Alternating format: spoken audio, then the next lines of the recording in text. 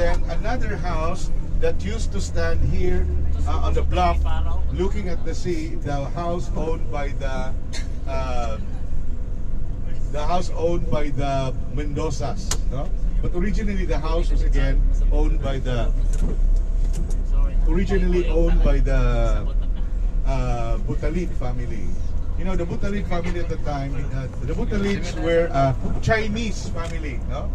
And they were, how do you call this? They were very much into trading. But the most famous of them all was Don Esteban Butalid. Okay? Because actually they say they got their family name because their family name used to be Quezon.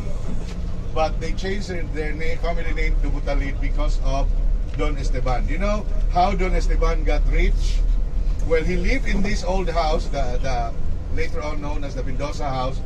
And according to the local legend here in Tagbilaran, the house had dwarves. And Don Esteban Butalid befriended the dwarves.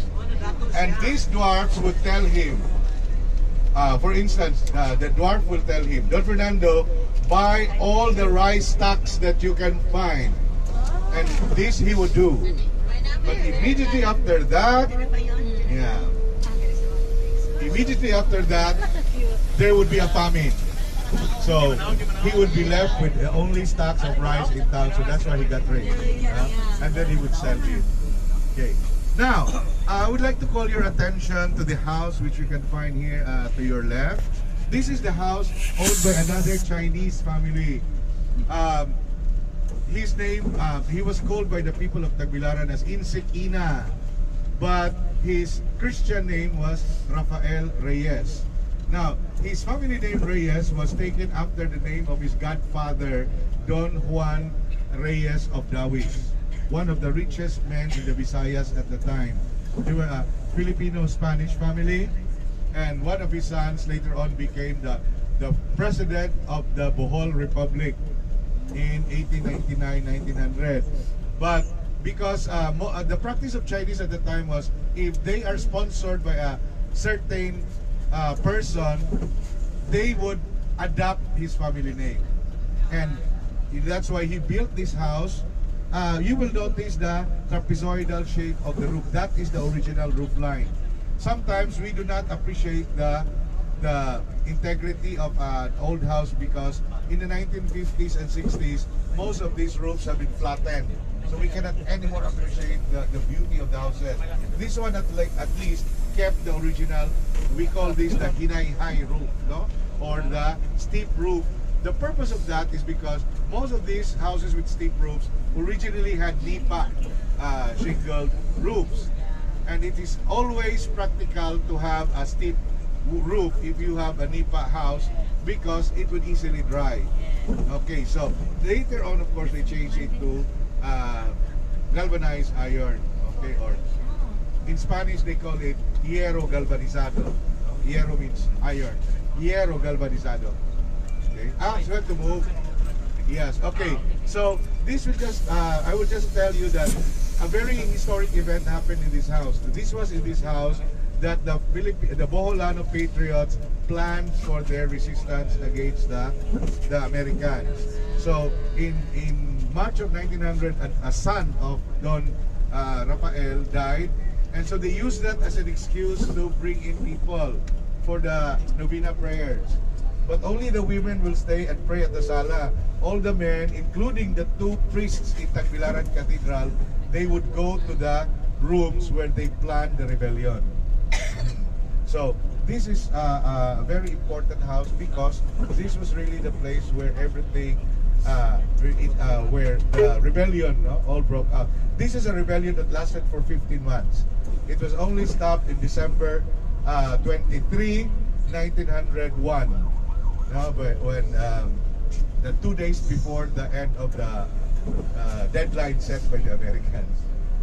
Okay, so now we are moving. This time we are moving to the upper part of town, which used to be really far from civilization at the time. The house where President Carlos P. Garcia later on built himself a house in. Now we have to understand that Carlos P. Garcia was not from Tagbilaran.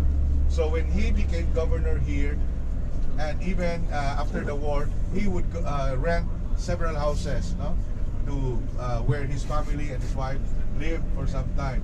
Finally, when he was senator in 1954, he bought that property where this Garcia house is now standing.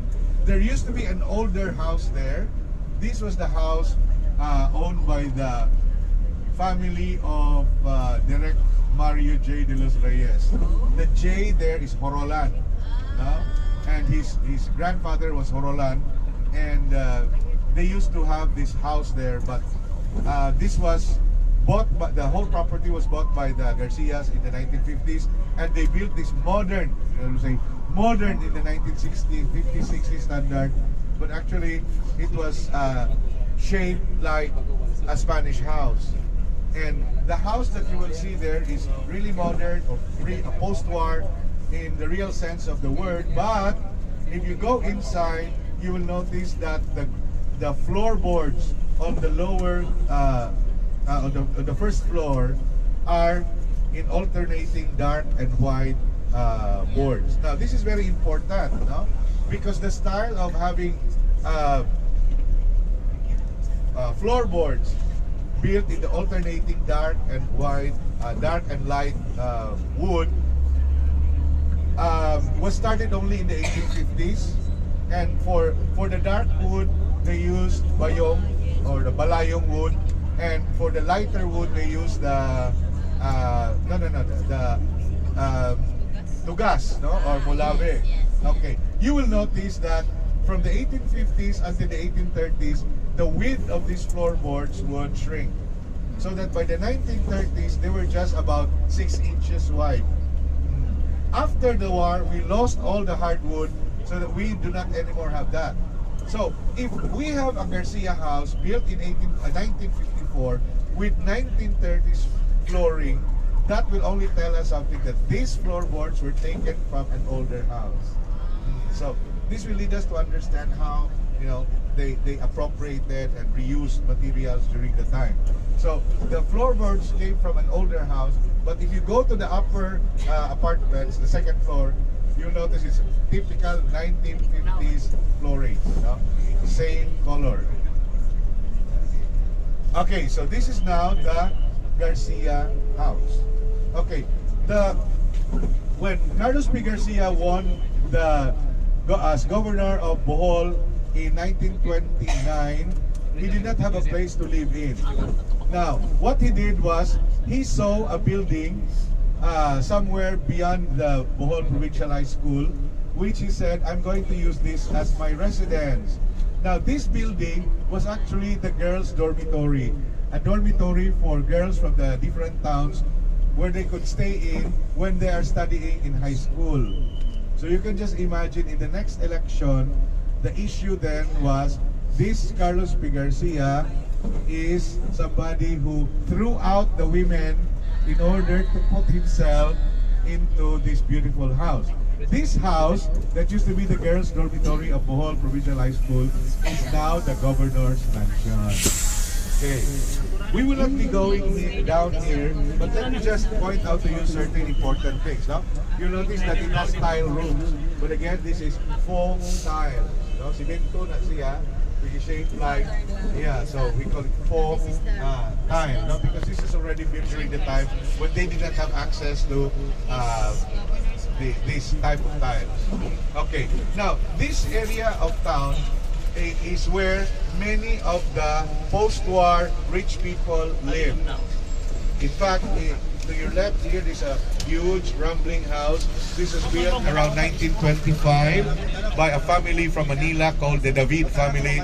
But in 1926, this was purchased by a rich American entrepreneur who came here to Bohol to introduce the first public transport system, the Bohol Land Transportation Company, or Boholan, no? And this guy was Mr. William Ogan. Okay, but Mr. William Ogan did not marry, but he had a string of mistresses.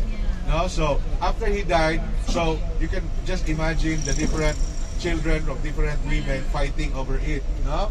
But this is still, you can still see the grandeur of the house. This is a kind of house, if you look at the walls, no? This has walls different from the walls of the floorboard house of Balay nga Tabla in the lower ground. This is a kind of walling that is called by local carpenters as hembra wood. Hembra. In Spanish, hembra means female actually. No? Because these are actually different wood panels, but with grooves and tongues in it. No? In the what the architects would call the mortise and tenon style. No? So there is a tongue and there is a groove there with you would fit in. Yeah, that TNG. Yes. And this was the style of the. If you see a house with that kind of walling, you will know that it was built in the 1930s.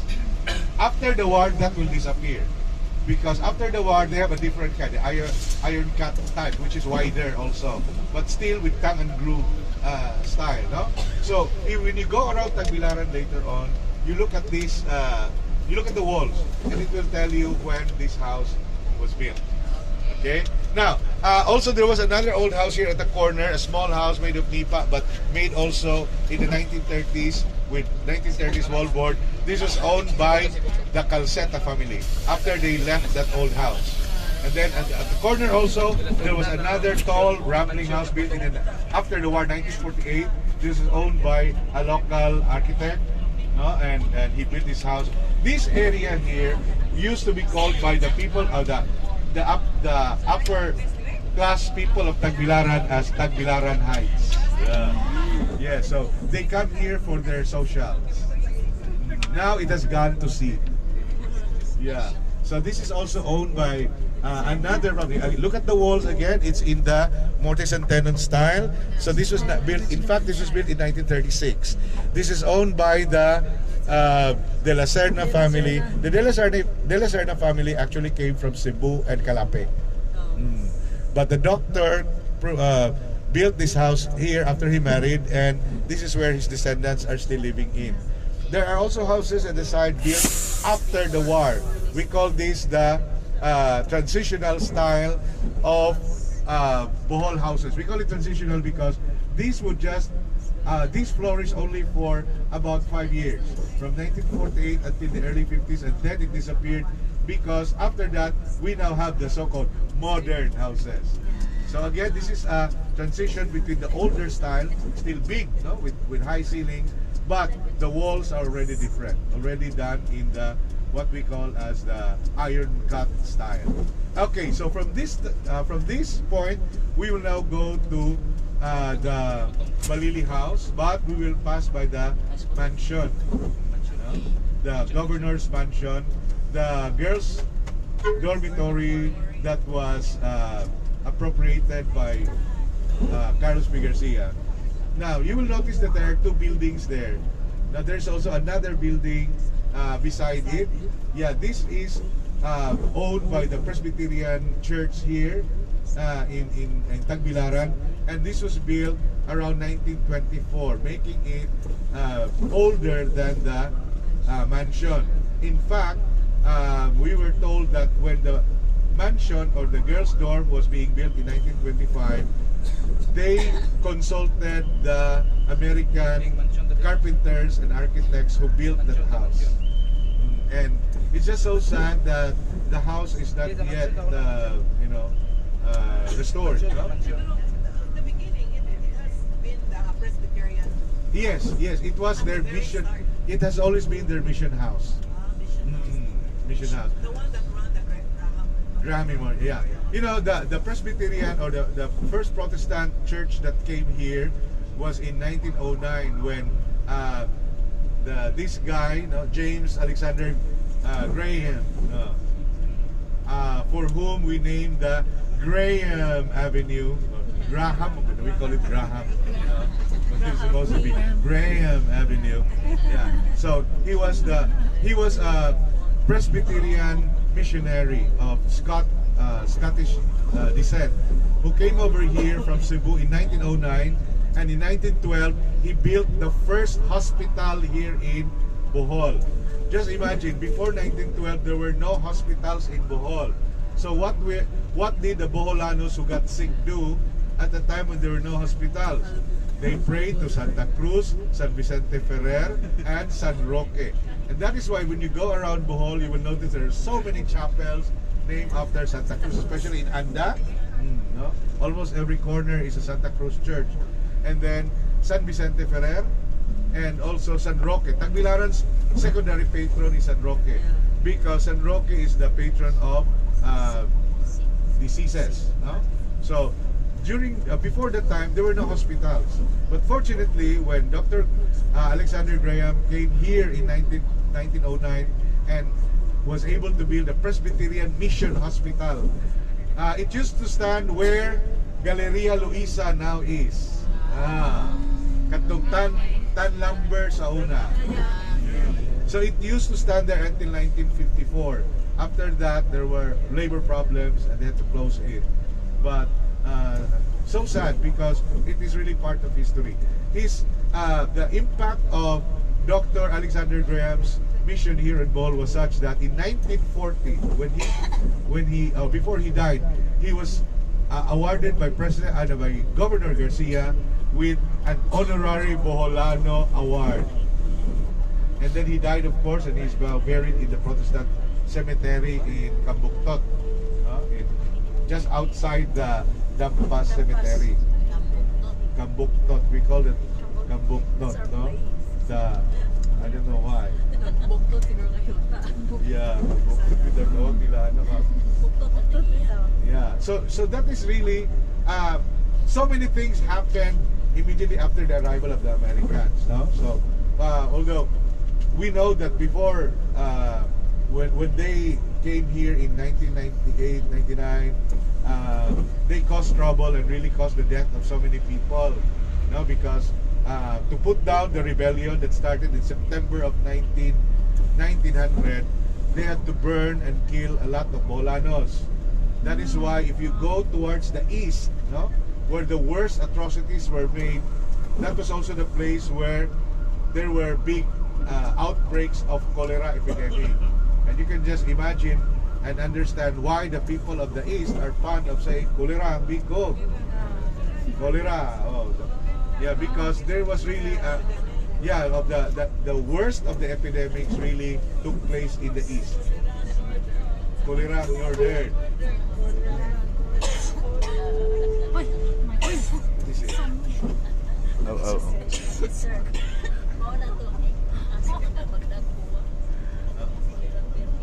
Third district sa eastern. Padung sa Injo. Kay sunod-sunod up to Kandihay ginanaang the whole towns were burned, no? Hagna was even burned twice, no? That's why we call Hagna, among us historians, we call Hagna as a burn again town, because it was burned twice by the Americans.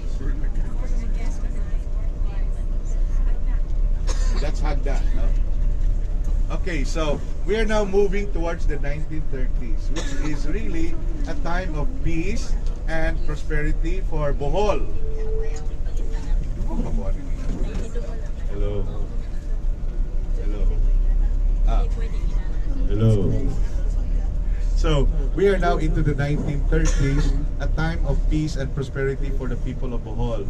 So this was the time, everything was still simpler, but people already started coming in. Among the important families that came in the 1930s were the Jimenez families, no? The family of Inday Badiday and David.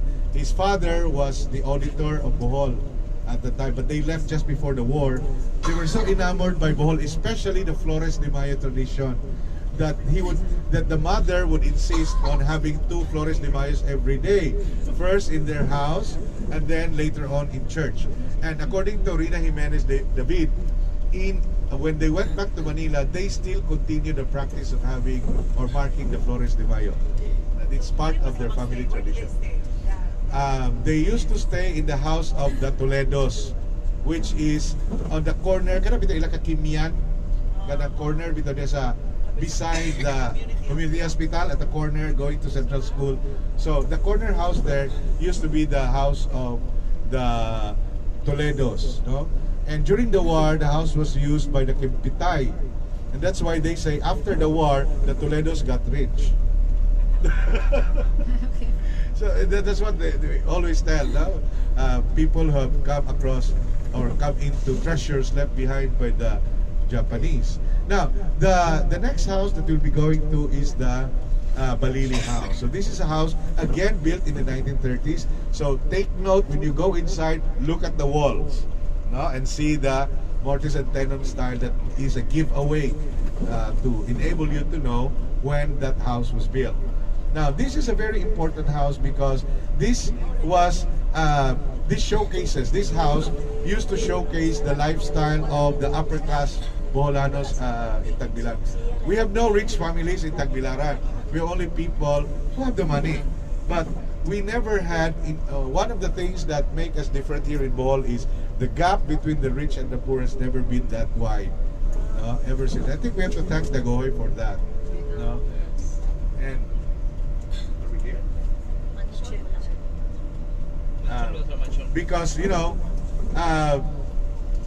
we know that when the Spaniards came, they subdivided the whole island into, we call it encomiendas. No? The encomiendas were actually prized for those who joined the Legazpi expedition because they were not paid for it. No? So after they had taken control of the Philippines, starting in 1590, the Spanish authorities subdivided the islands and gave this up as land grants to members of the Legazpi expedition. So this became known as the encomiendas. But the encomiendas were only our land grants that could not be passed on forever to your descendants, but only up to the third generation or so. After the third generation, you are supposed to return the land to the crown or to the Spanish crown. So by the 1700, early 1700, most of these encomiendas were already being returned to the Spanish crown. But certain enterprising Spaniards and mestizos started buying these surrendered lands, and they made this into haciendas. Haciendas are different from encomiendas because an encomienda has a limited torrents, no? So the ownership. But hacienda is once you buy it, that will be in your family forever. Okay, but in the case of Bohol, by the time the encomiendas were already broken up, there was rebellion here because of the Gohoy. So there were no haciendas in Bohol. And that's why many of our farmers still own their small lots. There were attempts to build haciendas, like for instance, in Ubay area, no? the Goyeneche family. And then in the 1850s, we have this Banyo family who used to own the entire Calape to Bigon area. Just imagine that, no? They had this, yes, the family of Chitamay. Okay, so we are now passing by the mansion. It's not really a mansion in that sense. It's more properly called the executive house. Yeah, but we call it mansion. But this is one of those houses that had retained their front